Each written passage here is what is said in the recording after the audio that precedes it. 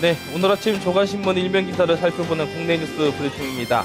명절이 코앞으로 다가오고 있는데 월급을 받지 못하는 근로자들이 더 늘어났다고 합니다. 추석이 코앞인데 오히려 서러운 사람들이 더 많아지고 있습니다. 오늘의 헤드라인 뉴스입니다. 우리 경제 성장 속도가 급속히 가라앉고 있습니다. 경제 회생을 위한 전방위적 처방이 가시화되고 있습니다. 경기 침체 속에서 보험 상품도 이제 저가 경쟁을 하고 있습니다. 수수료를 30% 인하하고 온라인 전용 회사도 설립됩니다.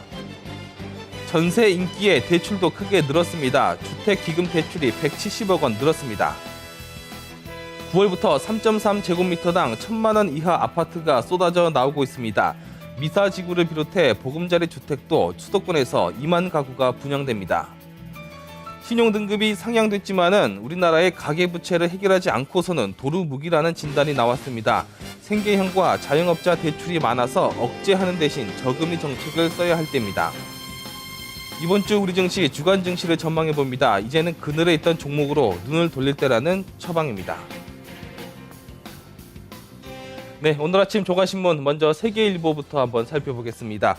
우리 경제 성장 속도가 점차 가라앉고 있다는 진단이 나왔습니다. 이제는 경제 회생을 위해서 전방위적인 처방이 나와야 된다는 그런 이야기가 나오고 있습니다. 정부가 앞으로 추가적인 재정 투자 카드를 만지작거리고 있는 상태이고 통화금융당국도 기준금리 인하에 적극적으로 검토에 나섰습니다.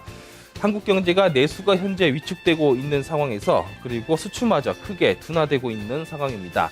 올해 경제 성장률이 연 2%대로 추락할 것이라는 우울한 전망이 쏟아지고 있는 상황에서 정부가 어떤 정책을 내놓을지 큰 기대를 갖고 있습니다.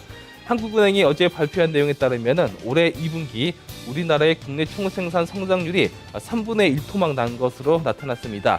전 분기에 비한다면 0.3%를 기록해서 1분기에 비해서 크게 못 미친 성적표를 기록했습니다. 네, 한국경제신문 한번 일면 기사 보겠습니다. 경기 침체가 심해지다 보니까 보험 상품도 이제 저가 경쟁이 더 치열해졌습니다. 수수료가 30% 정도 인하가 되고 그리고 온라인으로 보험을 판매하는 온라인 전용사도 설립이 되게 됩니다. 경기 침체 속에서 판매난을 타개하기 위해서 보험사들도 이제 허리띠를 졸라매는 고육책을 진행할 방침입니다. 예를 들어서 프루덴셜 생명 같은 경우는 사업비를 종전보다 40%가량 낮춘 연금 상품을 지난 7월부터 선보였습니다.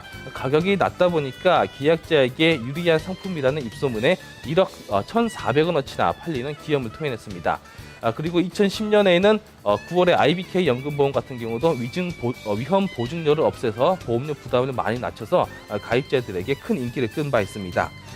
보험업계가 이처럼 저가형 보험 상품을 속속들이 내놓고 있는 상황입니다.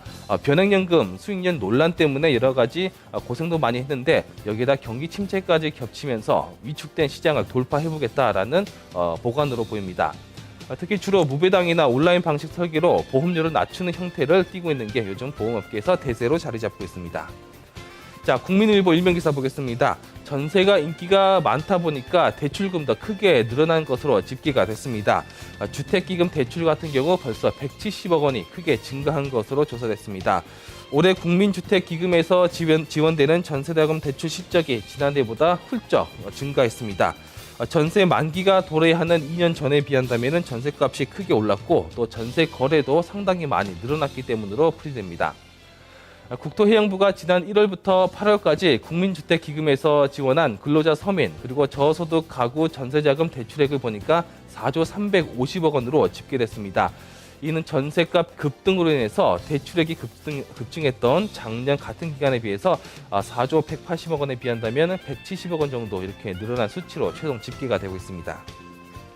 자, 다음으로 경향신문 한번 살펴보겠습니다. 9월부터 3.3제곱미터당 1,000만 원 이하 아파트가 쏟아져 나오고 있습니다. 미사지구를 비롯해서 보금자리 주택이 포함된 수도권에서 벌써 2만 가구 정도가 쏟아져 나올 것으로 예상이 되고 있습니다. 이렇게 되다 보니까 이제 전세보다는 내 집을 마련해야 되지 않겠느냐라고 실수요자들이 생각하고 있는 추세입니다. 부동산 시장에서 이제는 사야 될 때가 아닌가라는 의견들이 조심스럽게 나오고 있고 치솟는 전세값에 부담을 느낀 실수요자들을 중심으로 이처럼 이야기가 오고 가고 있습니다. 자, 서울에서 출퇴근이 가능한 거리에 1,000만 원 이하 아파트라면은 자, 앞으로 가격이 더 떨어질 가능성은 크지 않다고 보는 게 부동산 업계입니다. 지금보다 값이 더 떨어지지 않을 가능성이 많으니까 투자 수요가 아니라 이제 내 집 마련을 위한 사람들이라면은 관심을 가져볼 만하다라고 진단이 나오고 있습니다. 자, 한겨레 신문입니다. 우리나라 국가 신용 등급이 상향됐지만은 가계부채를 줄이지 않고서는 오히려 도루묵으로 돌아갈 수 있다라는 진단이 조심스럽게 나오고 있습니다.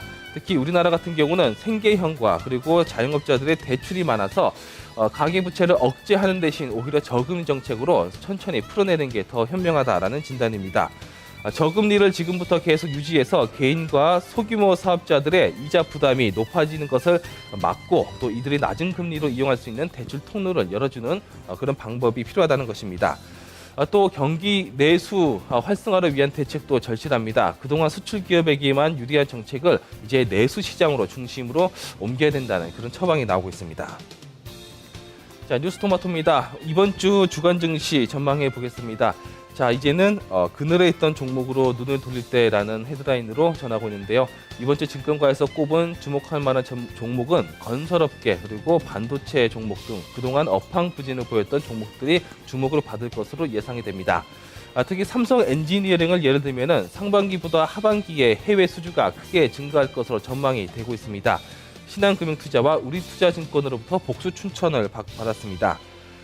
마찬가지로 GS건설도 해외 수주가 크게 증가할 것으로 보입니다. SK증권이 이 같은 리포트를 발간했고요.